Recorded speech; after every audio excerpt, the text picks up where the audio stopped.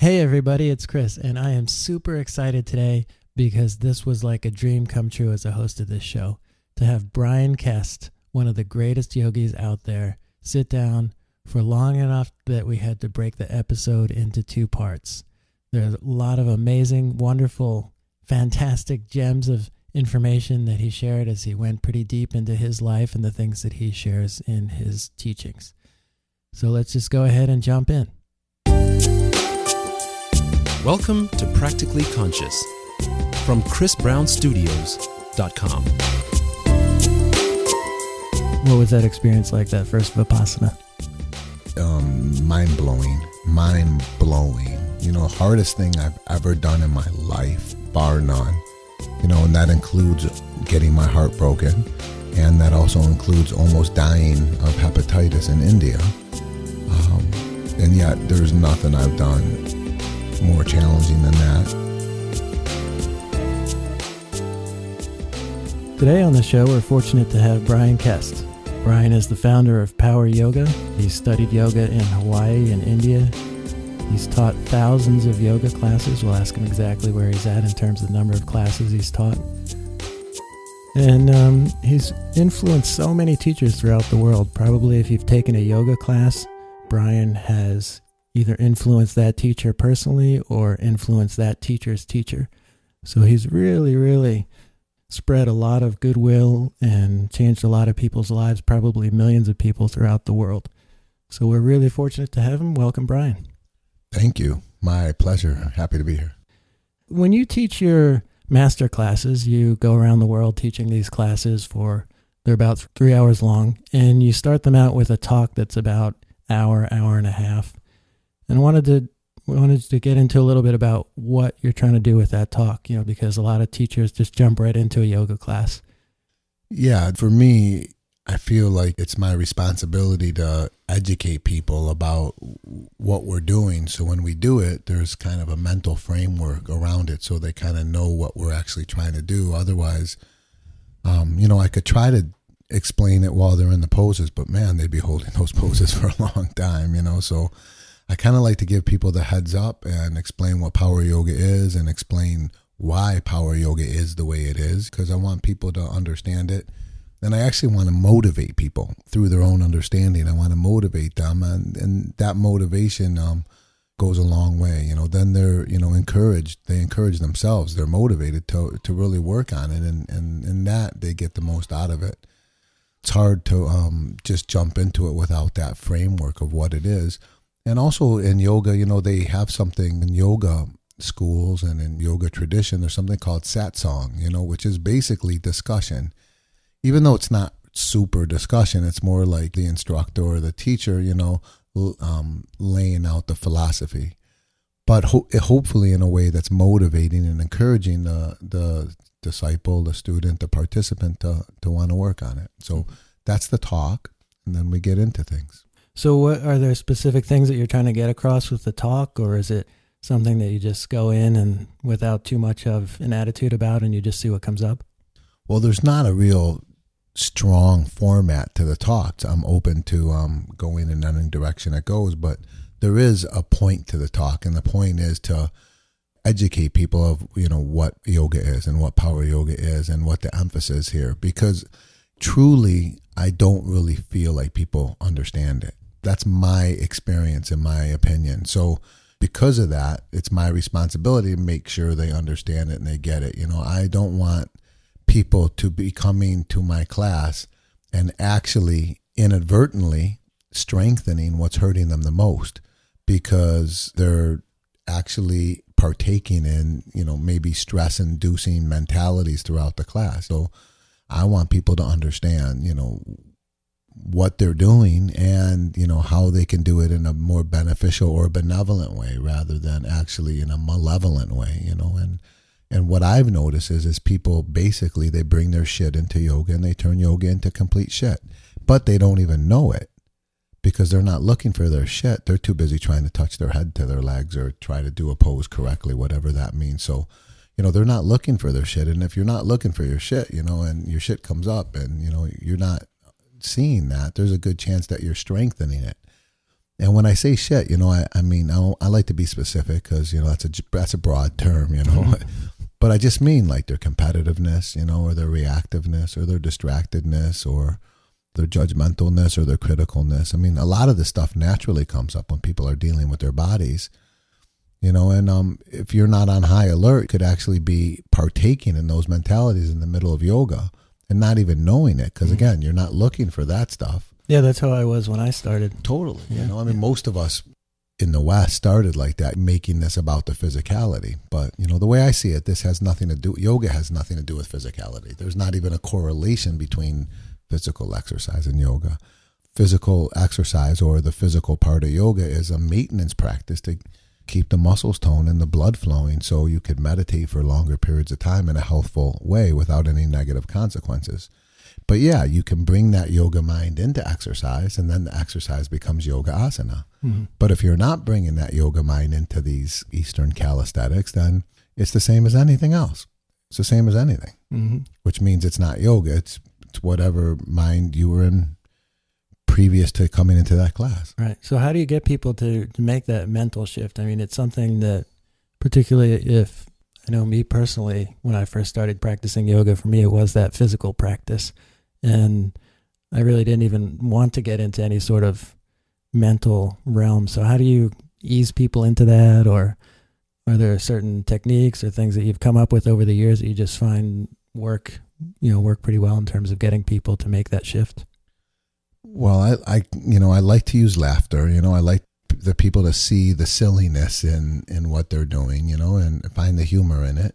I like to use practicality, and I also like to use motivation in the sense that, why are we all in this class? We're all here for health and wellness reasons, so, let's be honest about what that really is, because that has nothing to do with, the shape of your waist or the size of your bicep or the length of your hamstrings. There's wellness, there's no correlation between wellness and those things. Really, wellness comes from a calm and peaceful mind. And then you start laying out why, you start laying out the facts. You can even start laying out the studies if you want, how they're telling us most of the disease on the body is coming from the stress that we make in our mind. And you start showing people, listen, if you're really, really interested in wellness, then it'd be irresponsible of you and me to not address this stuff. Okay, if you could give a shit about wellness and you're just here for getting flexible, then why even be here? Why not join the training camp for Cirque du Soleil? Right. Because they're going to make you a lot looser than this class. If you want to grow your bicep bigger than your head, why be here? Why not go to Gold's Gym? If you want to, thin out your waist, why be here? Why not go to Weight Watchers? I mean, this isn't even great for that shit. So, but if you want to work on wellness, that's what this really was created for. I'm sure there have been very influential people in your life, but is it just teaching your own experience? Yeah, I mean, none of this came from a book for me. I'm not saying it's not in some book somewhere, and hopefully it'll be in my book one day, if that ever happens. But no, this came from just observation. But I have to say that ability to observe in that objective manner that lets you start seeing how silly we're acting, I think that has come from my yoga practice, and especially from Vipassana meditation, where I have been able to kind of kick back and look at things from a broader perspective, kind of step out of being entrenched in that mentality that I was in for a lot of my life. I mean, just silly things, how come there's no machine at the gym for your asshole? How come there's no machine for your toes? How come there's no machine for your spinal cord? Even though there's not a greater ailment in all of humanity than spine problems other than the common cold. It's like, but people don't question this stuff. We just keep going at it. Start looking at things from a broader perspective and say, wow, is that really a health club or is it an aesthetics club? And it's fine if it is, but are we even looking at it like that? Or are we just, we're not questioning the mentality we're in? And, I like to kind of give people another perspective to say, whoa, wow, that is kind of strange. And how come I haven't considered this? And why don't I consider this? And, it just kind of broaden their perspective and open them up to new ideas. And if it sparks anything in their head, then let them, let it spark and let them take that idea and, do their own investigation, exploration. And then you're reinforcing those ideas throughout the class, yes, using humor and but also making the class very challenging, right? So do you find that if the class is more about acceptance and being calm and listening to your mind, but then you're making it a very challenging class, and you're potentially wearing people's bodies out if they are going down that road of being hard on themselves. So how do you find that balance for people?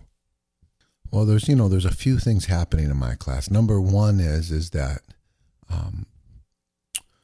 the body does thrive on being challenged. As long as the challenge is happening with some level of sensitivity, the body likes to be challenged. I mean, everybody feels pretty stoned after a good workout. As long as that there's no negative consequences to the challenge, like you're not really wearing some body part out, you're not really overdoing it, irritating, injuring something. There is a sweetness to the challenge. I mean, that's number one. The body has, for millions and millions of years, it's kind of used to strong activity. It's only in the past 100 years maybe that we've lived a sedentary lifestyle. So there is a kind of remembrance of the body, and connection to its genetic lineage with that challenge. I mean, that's a small part. And then, you have to remember that where most people are at, how they're loving a great workout, right? So you kind of sometimes got to give them a little bit of what they want and be able to slip in what Sure. they need, So, Right. If we sat in Lotus and all chanted Om, I'd probably lose everybody, But if you give people a killer workout, you get them, you give them what they want, they come, they get it, they eat it up, they suck it up, but then you can slip in these ideas, right? Mm-hmm. And also, equally as important is that life is challenging. So a challenging class gives you an opportunity to practice things in a safe environment. So maybe you can get so good at it that when you deal with challenges in your life, you notice that you're handling those challenges in another way because of what you practice in yoga. You notice you're less reactive. Or you notice you're less judgmental or critical. Those things start having less power over you, because you're not reacting to them so strongly because of what you practiced in yoga. So I think that there's a lot of amazing elements to a challenging class. And, even a class that's very passive physically can be very challenging if you're loving good workouts, right? Because then you're going to be, challenged to have to deal with the fact that you're not getting what you want. Right. Do you feel that the physical portion of your classes has changed over the years? Not really, I mean, I think my routine has changed because I always teach what I practice. And let me tell you, at 50, the body's different than 20, right? And I started this when I'm 20. So, if I'm teaching what I practice, then I'm going to be teaching different stuff because I'm practicing different stuff because I'm in a different place physically. But the challenge is still there, it doesn't take as much to challenge me anymore, Right. So maybe we do less to achieve the same thing, but we're always looking for the same thing, which is that balance between a really good, well-rounded, strong practice that's not overwhelming, that's not irritating, that's not malevolent in any way. Mm-hmm. Mm-hmm. I mean, I want to get into your life story a little bit and about studying in India, but in terms of when you came back to the U.S. and then you started teaching power yoga classes, was there an intentional sort of Westernization of the practice in order to make it more accessible for people? Oh, absolutely not. The way I teach is exactly what inspired me and what I was into and what I was doing. So, if I was, more into meditation at that point, if I was more into anything else other than what I was doing, then I would have been sharing that too. I would have been finding a creative way to share that, just like I am now. That alone, what I was doing back then, I mean, being that was the 80s, that alone was weird enough, I mean, just the word yoga was weird, right? These movements were weird, you didn't have to go too far out of your way to be weird, and be, be true to the yoga that I was doing. But no, I wasn't holding back or wasn't toning it down to fit the Western mind. I was the Western mind, and I was just sharing it how I saw it. Right. So I guess we can jump into Vipassana. I think some people may not be familiar with what Vipassana is about, but it's a 10-day long period of silent meditation, and you did that. Did you do your first Vipassana meditation before you started teaching in the U.S.? Let me see. Let me go back and back. Absolutely not. I think my first Vipassana was when I was 24 years old. I think I had my... I think I was 24 years old, and I started practicing yoga when I was 15. So, and I started teaching yoga when I was 20. Mm-hmm. So no, I was teaching yoga before my first Vipassana. Yes. So did Vipassana I assume it had a pretty big impact on the way you taught?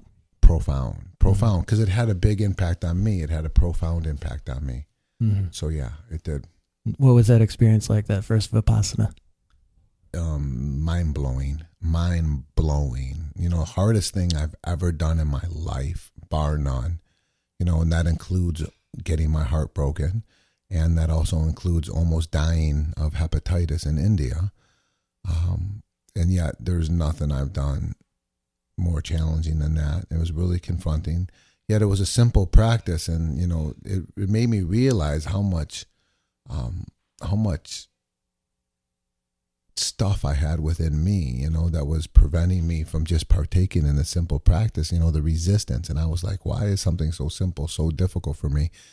And that was motivation for me to explore deeper in it. Mm-hmm. But what I learned from it, and what I learned there was what I really felt was the real yoga.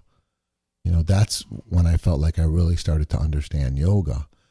And then bringing that into these physical movements, into these calisthenics, really allowed for me this yoga to start becoming healing. Mm-hmm. Before that point, the yoga was just the greatest workout on earth. Right. In the sense that it just was the most logical workout on earth. Mm-hmm. It balanced all the strength with flexibility. Spent a lot of time and energy decompressing the skeleton. It made an effort to touch every nook and cranny. Right. So just logically, it just was the most well-rounded physical exercise in the world. And up to that point, that's what it was for me. And, that was enough to want me to indulge, to help me, make me indulge, because I was into physical fitness and I never seen anything more complete. Mm-hmm. But it was still just a physical exercise. And, I was definitely strengthening my shit in those physical exercises because I was doing it in a completely unaware manner. And the Vipassana helped me develop that awareness to look at things and to see things from a different perspective. And that's when I started realizing, wow, as great of an exercise as this is, I'm hurting myself. Mm-hmm. I mean, I'm judging myself. I'm comparing with others. I'm comparing with myself at another time. I'm comparing with some image I have of how I think it should be. Mm-hmm. I'm competing with others. I'm really reacting, getting all critical, when I can't do something to a certain degree. I'm getting frustrated. You can't imagine any more stress-inducing qualities than these. And mm-hmm. here I am just completely indulging. Right. When you say Vipassana showed you the real yoga, so can you elaborate a little bit for if people might not, definitely people who haven't experienced this, it's hard to describe it, but can you describe maybe what you mean by that? Yeah, well, the real yoga is basically the word yoga. Yoga, translated into English, means to yoke, right? And when we say yoke, we're not talking about the yolk of an egg. We're talking about yoking, as in harnessing. Like you yoke a mule or you yoke an ox. Those were the beasts of burden at that time, and you would yoke them so you could farm. Right? So mm-hmm. that was the analogy. That was what the yogis were saying. Listen, this is what yoga is. You're yoking or you're harnessing your mind so you can steer your mind like you steer that ox. And you can steer your mind where you want it to go instead of your mind running around like just wild, haphazardly, constantly strengthening or reinforcing the qualities that are hurting us and creating what we see in the world. Right? The yogis understood that what's happening in the world is nothing more than all of our minds put together, and if we want to make a shift on the planet, we have to make a shift in our mind. But you can't make that shift without consciously shifting your mind, turning it in another direction. In order to do that, you have to be aware of where your mind's at, and then you have to turn it. So this is what yoga is. This is what yoga has always been. And this is what yoga has nothing to do with in the West, mm-hmm. Unless you're willing to bring it in. Right. And Vipassana is what taught me really what yoga is. And it taught me really how to bring it in. So then I could just bring it into anything. I can bring it into washing dishes. I can bring it into walking down the street, and I can certainly bring it into calisthenics. So, the Vipassana really taught me what yoga is. The yoga teacher I had, the asana teacher I had, didn't teach me that. I mean, they were just jumping on me, pushing me deeper in the poses. Mm-hmm. And I was thinking that's yoga. And I had no reason to question it because that's what I was used to in my life. That's what everybody did to me. That's what my school teachers did to me. They told me I wasn't good enough, but I could be better. And that's what my parents did to me. And that's what my coaches did to me. And now I got some yoga teacher jumping on me. I didn't even question it. Right. Even though it's nonsensical, right? Because if your body's screaming stop and someone's pushing you deeper, well, I mean, where's the sense in that? Yeah. But it was all about how much could we do. We were measuring ourselves on how flexible we are and what kind of postures we could do. I mean, it was kind of silly in retrospect, but not because, This was in India. This is in India, and in the States, because I had started in Hawaii, and then I went to India to study with the teacher of my teacher. And And who was that? There was Patabi Joyce, so it was, but I don't really, I didn't see it being taught there, yoga. I just saw calisthenics being taught there, and some kind of weird, perverse competition with the calisthenics, and people getting all pumped up if they could do a pose and getting all deflated if they couldn't do the pose. It just, in retrospect, it just was like, oh my God, that's like everything else. Right. Yeah. Just going up and down depending on outer circumstances, measuring, judging yourself. And, you think the one place you don't have to measure and judge yourself is on your yoga mat. The one place where you can just be, relax. Right. But there's no relaxing if you're measuring and judging yourself. How did you, let's say your typical American goes to college to get a job, and your father is a doctor, I believe? Yeah. So I imagine he valued education, and then you dropped out of high school and you started on this path. You started doing yoga while you were still in high school, or how did that unfold? Well, I never really was in high school. I did go to, first of all, when I was back in school, my high school started at 10th grade. And I think I went maybe 2 or 3 months of 10th grade. And I didn't even really go. I was just sitting in the parking lot smoking dope. That's actually why I didn't, after like 2 or 3 months of that, the principal called my mom and said, listen, class has been going on for 2 or 3 months, but we haven't seen Bryan yet. Where is he? My mom said, well, he's sitting right here. Mm-hmm. And he said, and the principal basically said, well, that's nice, but he's already missed 3 months of the first year, so he can't continue. He's missed too much.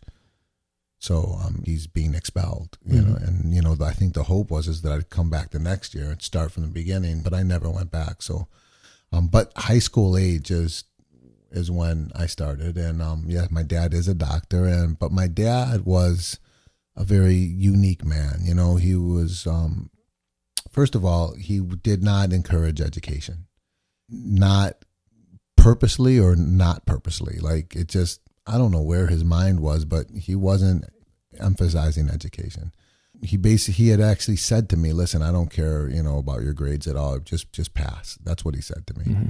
And you missed that one. Yeah, I did miss that one. He just because, he never made me do homework at night. He told me, listen, just bring home C's, if, D's, just pass, get your butt through it. He didn't really care. So that was never an emphasis, which is strange because he's a doctor. But, but what he did say is all I really care about is that you're happy. He says, I don't care if you're a garbage man. I mean, he literally said that to me. He said, all I care about is that you're happy. And that was an amazing thing because what he was telling me is to go for happiness. Don't go for money, don't go for status, don't go for titles, go for happiness.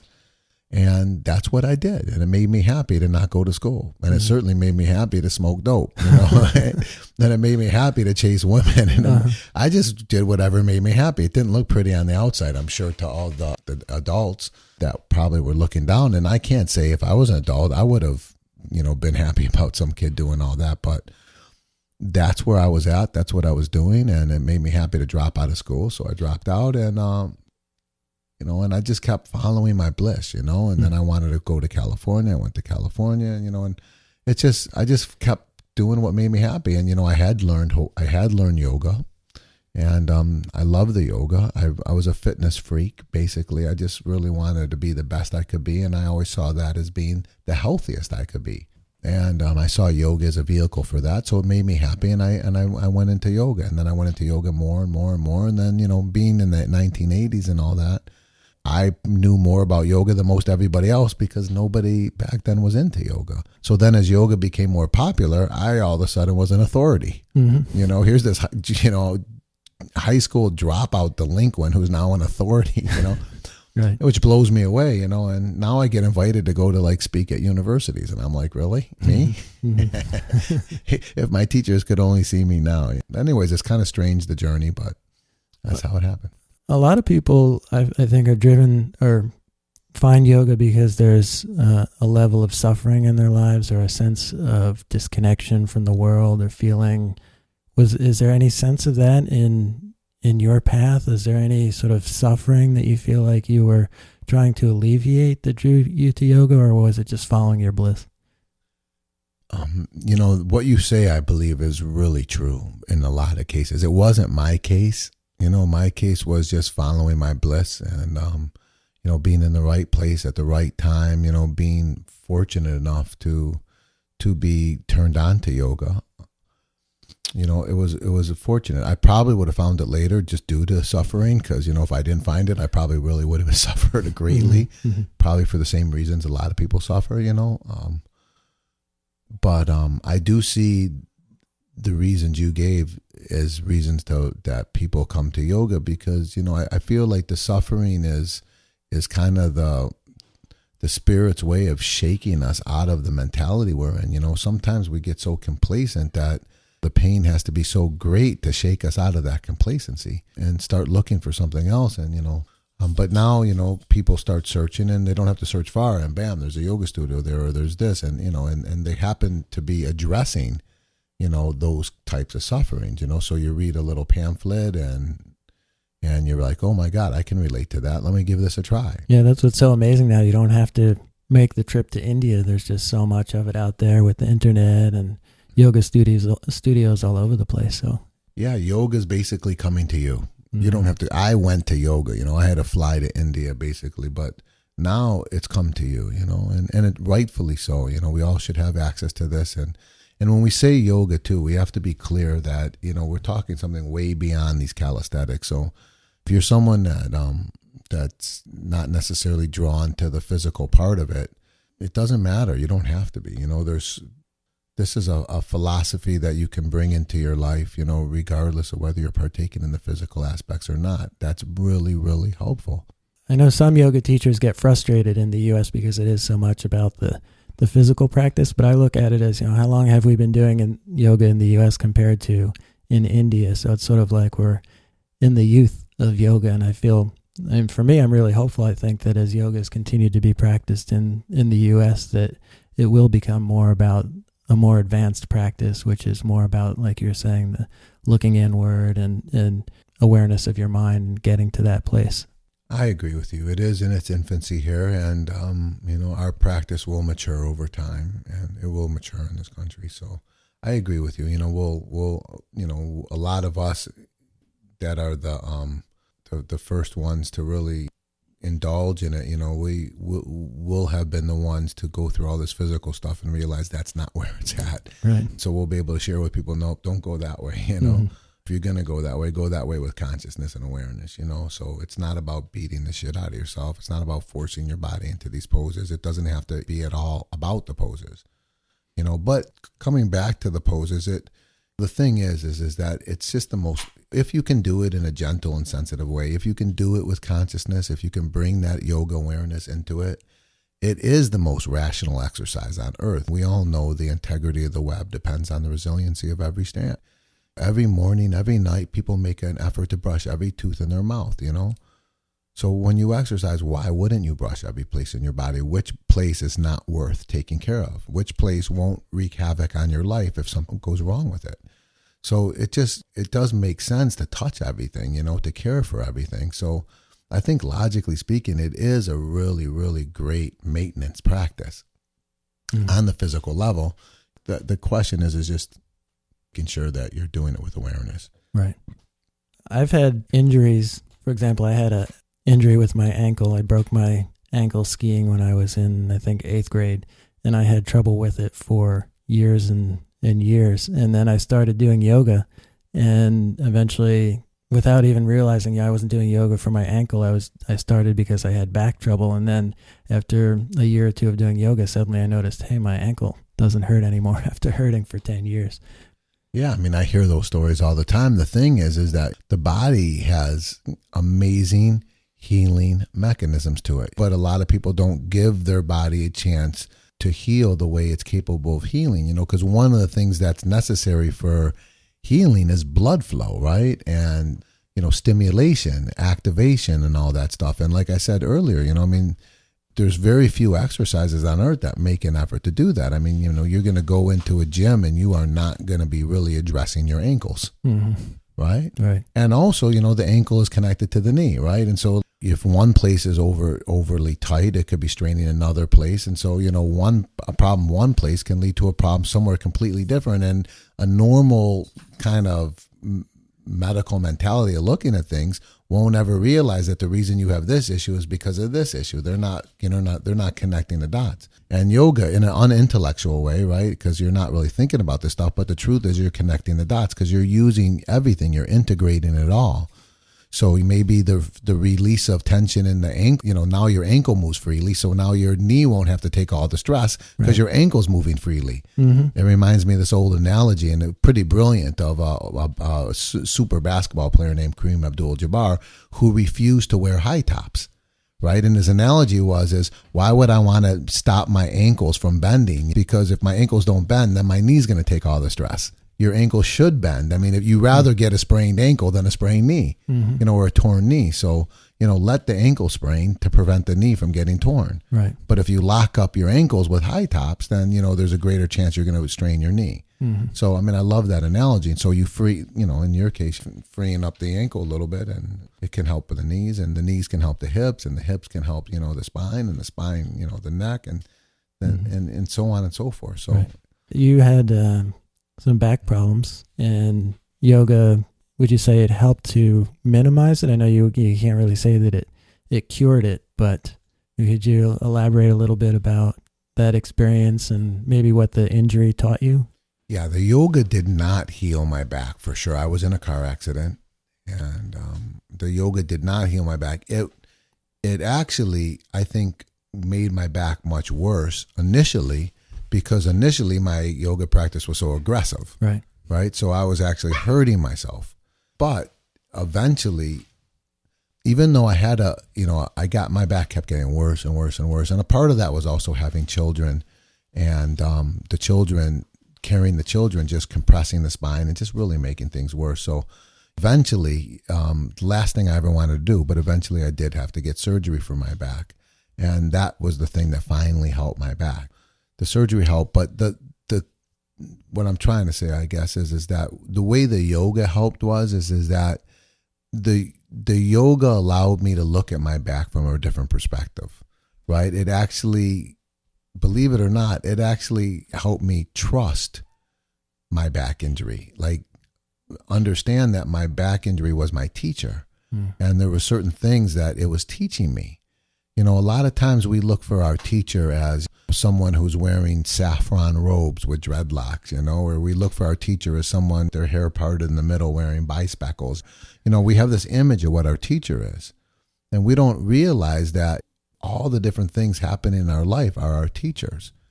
So we're not looking at them, so we're not getting the teachings, right? Because we're not looking for them there. We think the teaching's gonna come another way. And the yoga really helped me open up to understanding my life as my teacher, and this back injury is my teacher. And so it allowed me to embrace the injury. So it was never a negative thing, even though it wasn't a comfortable thing. And honestly, my back injury gave me everything I ever wanted.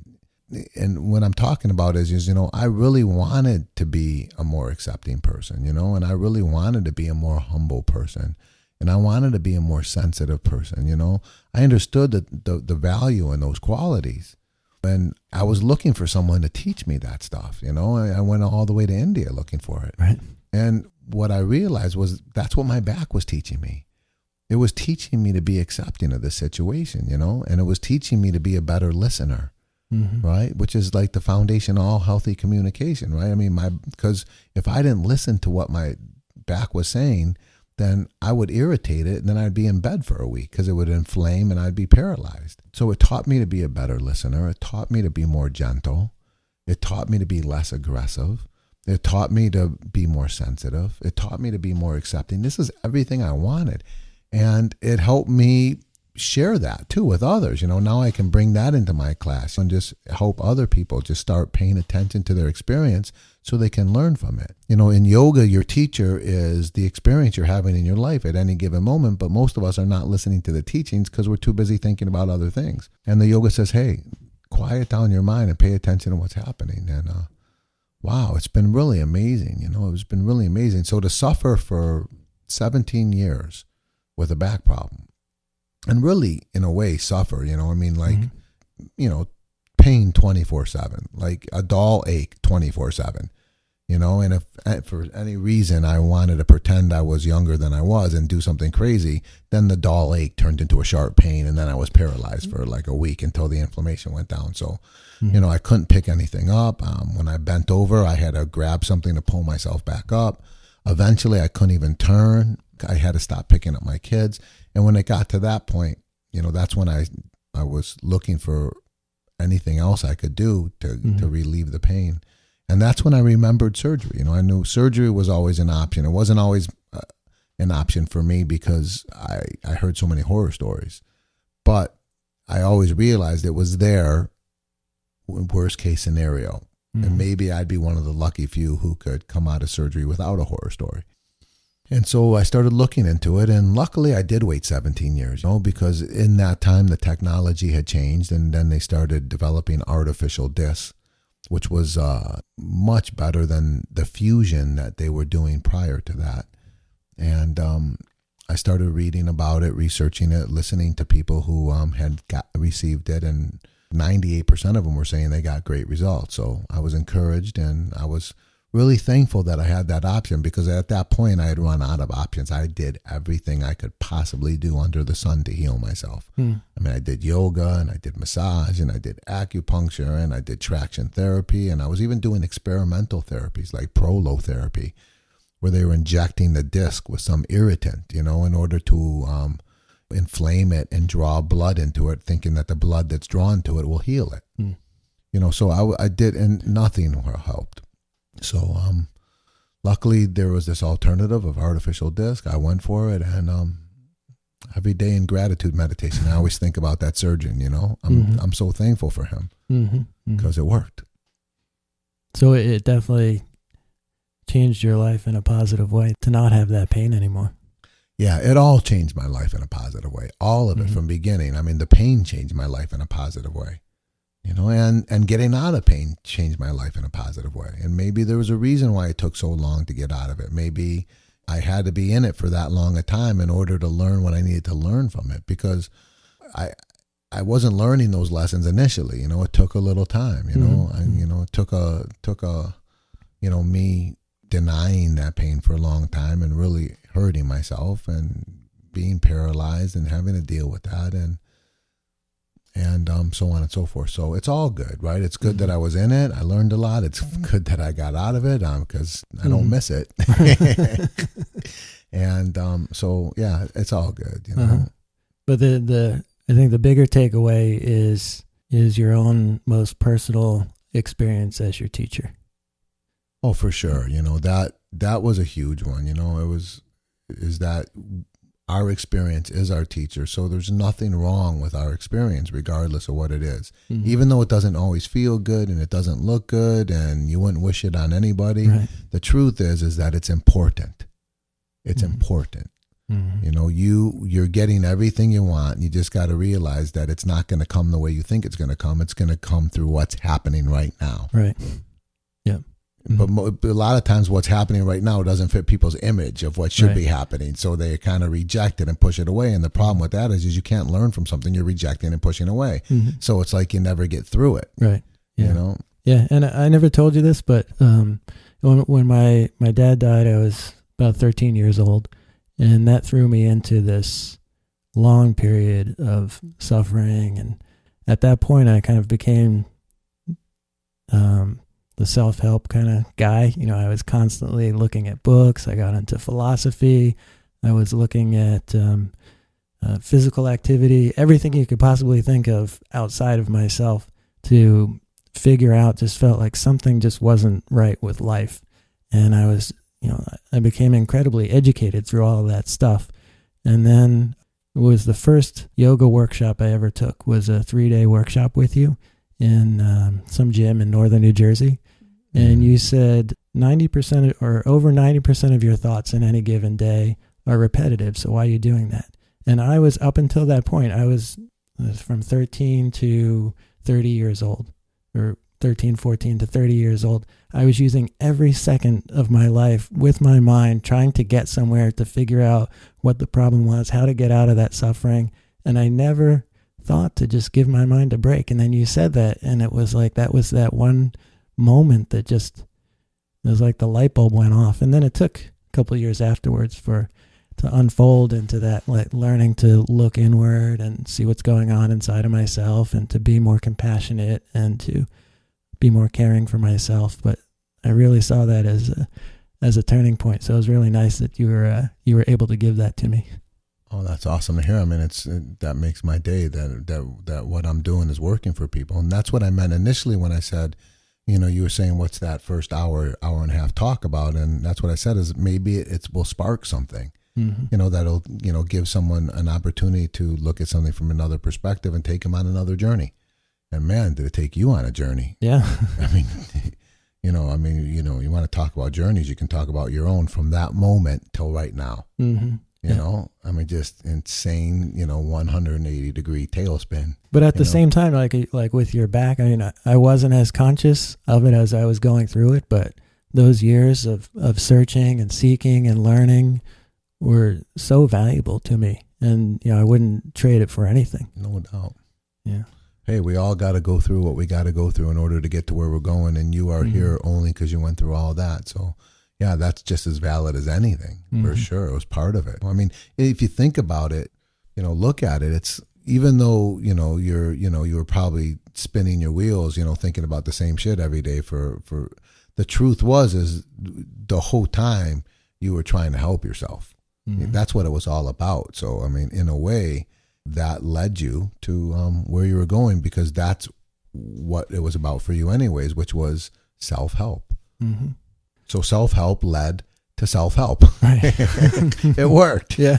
It worked, And some people would even say, you figured it out in a short amount of time. Yeah, that's true. Yeah. Some people. You got a lot of people laying on their deathbed kicking themselves saying, fuck, I should have figured this out earlier.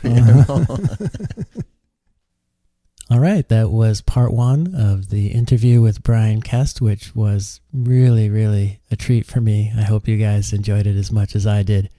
So go ahead and practice what he preaches. It'll definitely help. Please stop by iTunes or Stitcher Radio, depending on your device, to leave me leave the show a review. Those help to get the show out to more people. And if you want to see more of what's going on, you can check out chrisbrownstudios.com. You can even leave me a message there. I would love to hear from you. I hope you have a wonderful rest of your day wherever you are. And please join us for part 2 of my interview with Bryan Kest. Namaste, everybody.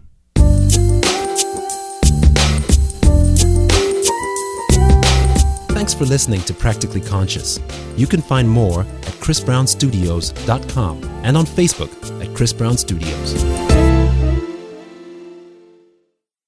Make consciousness mainstream by starting with yourself. Have a wonderful day.